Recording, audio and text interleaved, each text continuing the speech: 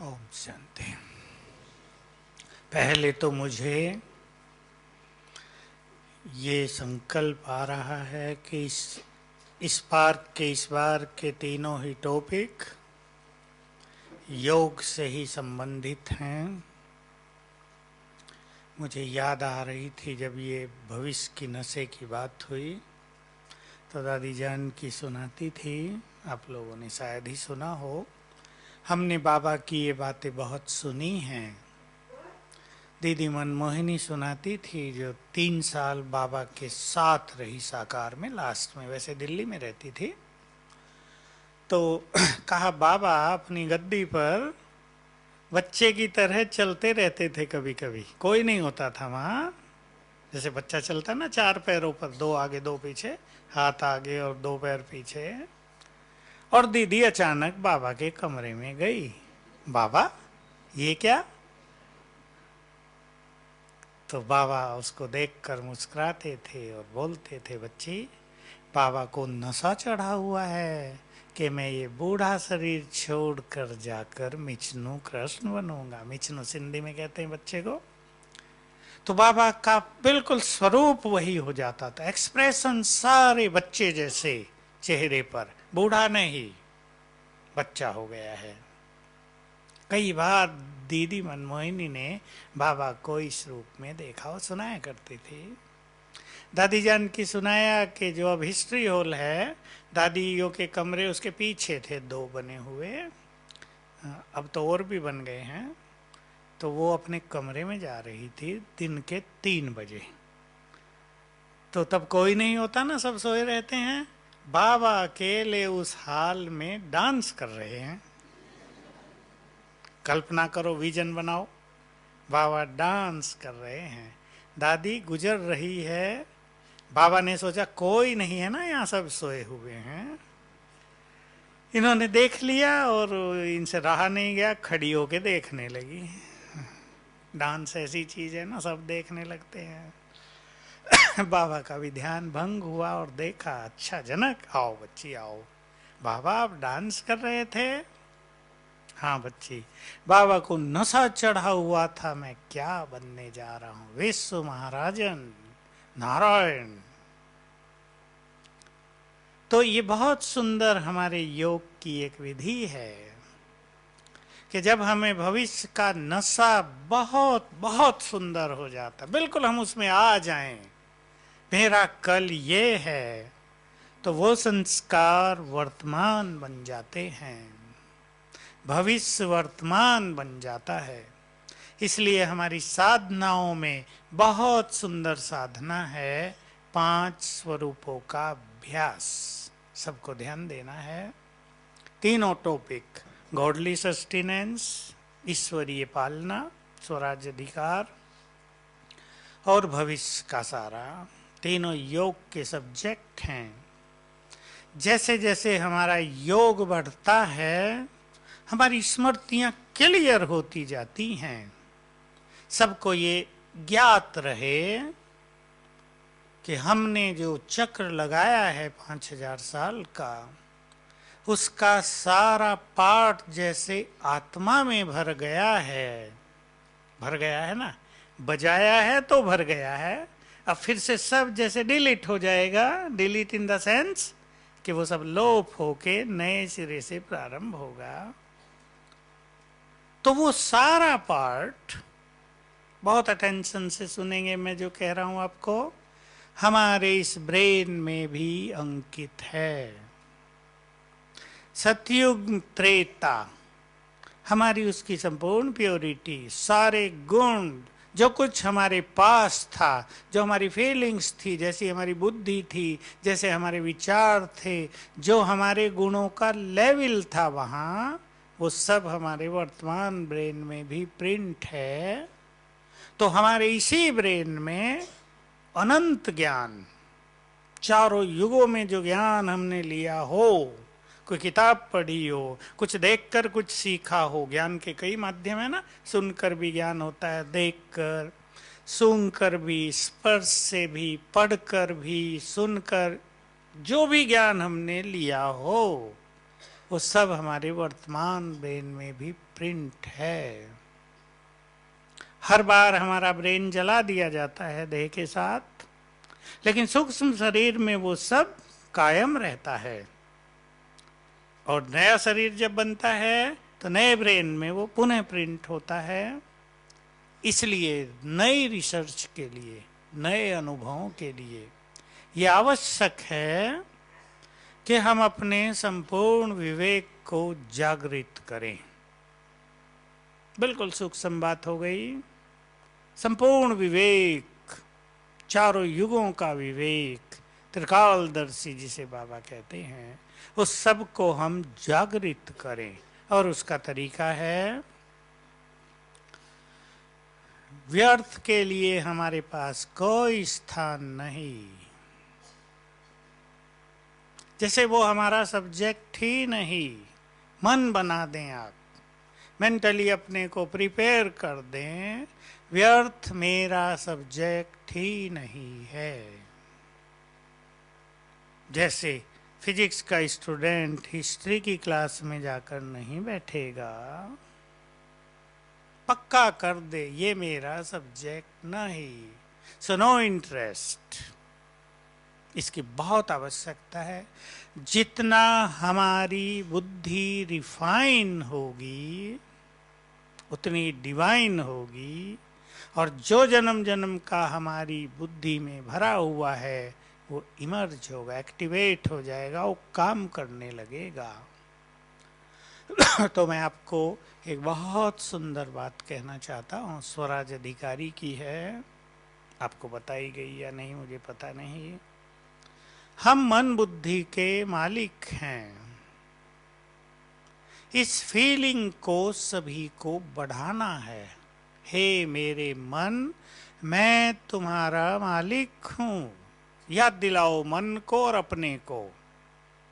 हे मेरी बुद्धि, मैं तुम्हारी मालिक हूँ, तुम दोनों को मेरा आदेश मानना ही है। बहुत सुंदर अनुभव होंगे। हमारे अंदर मालिकपन बढ़ता जाएगा और मन बुद्धि के अंदर हमारे आदेश को, हमारे कमांड्स को स्वीकार करने की प्रवृत्ति बढ़ती जाएगी। सब करके देखेंगे इसको अनुभव से ही जाना जा सकेगा।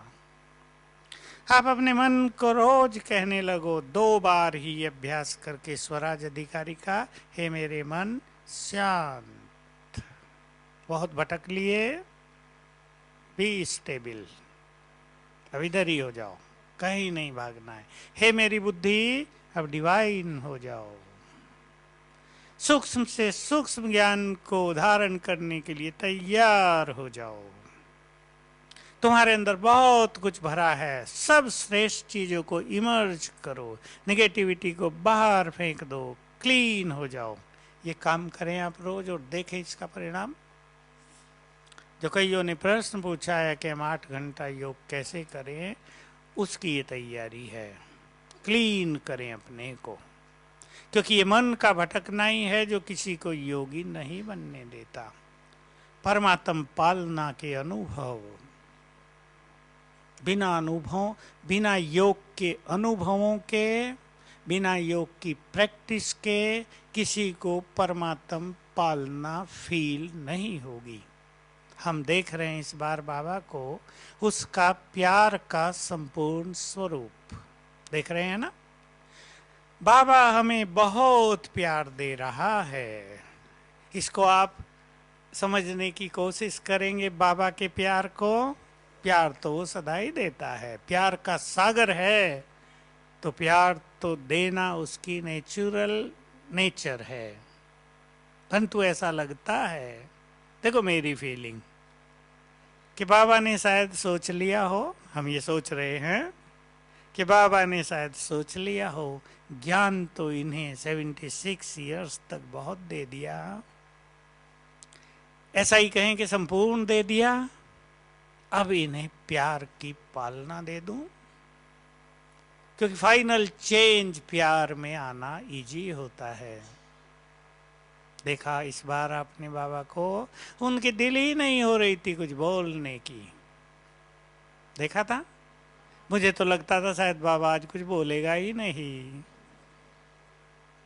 और वही वही बात बाबा ने दोहराई, ज्यादा तो कुछ कहा ही नहीं, मंजीत और प्यार ही प्यार। तो ऐसा लगता है कि बाबा द्वापुर और कलयुग की भक्ति की भी स्थापना शुरू कर दी है। जब हम सब के सबकॉन्शियस माइंड में उसका प्यार इतना बढ़ जाएगा अब कि द्वापुर से जाके हम उसके प्यार को याद किया करेंगे, उसे मिलने की चाह हो जाएगी, उसके दर्शनों की अभिलाषा हो जाएगी। तो ये प्यार वो दे रहा है, लेकिन ये हमारे लिए पालना है उसकी। ये वही अनुभव करेंगे जो अपने को प्यार से भरपूर करेंगे। इसमें आत्माओं के लिए भी प्यार, उसके यज्ञ के लिए भी प्यार, उसके कार्य के लिए भी प्यार, उसकी मुरली से भी प्यार, ये सब प्यार फाइनल पहुंचता है बाबा को। ये उसके प्यार का प्रतिरूप है। इससे हमारी बहुत पालना होगी। सभी अपने अपने प्रोजेक्ट में हो सके तो रोज कुछ ना कुछ लिखने की प्रैक्टिस करेंगे। जैसे हमने एक चार्ट बनाया, भाई साहब आपको बताएंगे, उसमें स्वयं से बातें करने की कुछ बातें थी। योग की वृद्धि के लिए हर पुरुषार्थी को स्वयं से बातें करने की कला आनी ही चाहिए। 3 हमने उसमें लिखी, उदाहरण के लिए 3 फेजिज, जैसे एक एक में 4-4, 5-5 लाइन। ऐसे ही सभी रोज या वीकली 3 दिन में एक बार 3-4 लाइन स्वयं से बात करने की लिखा करेंगे, स्वयं क्रिएट करेंगे। हमारे पास जो क्रिएटिव एनर्जी है, इसको यूज करने से हमारा योग बहुत बढ़ जाता है। एक बात ये ध्यान देंगे, तीनों ही जो सब्जेक्ट लिए हैं, तीनों की ही सफलता के लिए सुंदर विचार क्रिएट करना। क्योंकि मन की टेंडेंसी, मन की नेचर सभी जान ले, मन में जितने सुंदर विचार होते हैं, मन उतना ही साइलेंट हो जाता है। मन की भूख है, मन का भोजन है सुंदर विचार। ये भोजन मिलते ही मन तृप्त होकर शांत हो जाता है, और ये क्रिएटिव एनर्जी हमारे पास है। हम इसको यूज करेंगे, और इसके लिए वही आवश्यकता है कि मन में व्यर्थ संकल्प न हो। अगर व्यर्थ संकल्प हैं तो ये पॉजिटिव संकल्पों को क्रिएट करने की मन की शक्ति खत्म हो गई, यूज हो गई। इस पर बहुत ध्यान देना है। योग बढ़ाना, पहले इसके लिए स्वयं में दृढ़ इच्छा हो। सभी कह सकते हैं हमारे पास इच्छा होती है, इच्छा होती है, दृढ़ इच्छा हो। ऑन एनी कॉस्ट, कुछ भी हो जाए, मुझे आज योग का चार्ट इतना करना ही है। मैंने जब अपना योग का चार्ट बढ़ाना प्रारंभ किया, वो दिन थे 69 के अप्रैल के दिन, बस आ गए हैं 44 इयर्स बैक। पहले दिन का मेरा अनुभव यही था। बाबा की मदद मिली बहुत, उसकी दृष्टि मिल गई थी मुझे। एक दिन पहले म्यूजियम की ओपनिंग करने अव्यक्त बाबा आए थे, ऊपर जो म्यूजियम है, वहाँ कुछ ऐसी घटना हुई कि हमें आगे बुला लिया गया और हमें दृष्टि मिली। और बाबा ने ये कहा, प्रतिज्ञा करके पुरुषार्थ करो। ये पहली बात थी जो मेरे अंदर चली गई, क्योंकि डायरेक्ट मैं ही था बाबा के सामने बिल्कुल, और जैसे मुझे कह रहे थे वो। 4 थे हम, जगदीश भाई भी थे, उन्होंने मुझे सबसे आगे किया।